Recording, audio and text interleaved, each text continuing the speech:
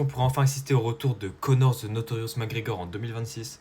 Déjà, pour ceux qui ne le savent pas, ce matin, Donald Trump, oui, c'est bien le président, il a annoncé clairement qu'il voulait faire une carte UFC à la Maison Blanche. Il voudrait que l'événement se fasse l'année prochaine, c'est-à-dire en 2026, et il pourrait même y avoir 25 000 places.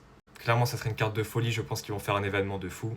Et juste après cette info, on a eu Conor qui nous a fait un petit tweet où en gros il explique qu'il est content que cet événement soit entre guillemets annoncé et qu'il serait content d'y participer, donc c'est-à-dire de combattre sur cette carte.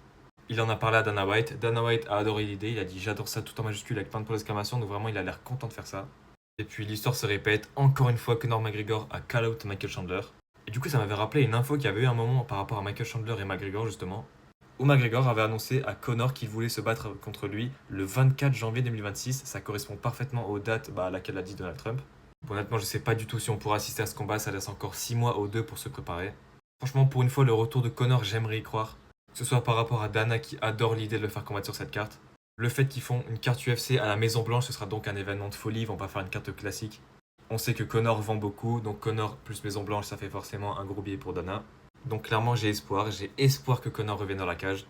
En tout cas, je vous tiendrai au courant si on a des news qui arrivent dans les prochaines semaines, prochains jours ou même dans les prochains mois. Donc pour ne pas rater ça, tout simplement, n'hésitez pas à vous abonner.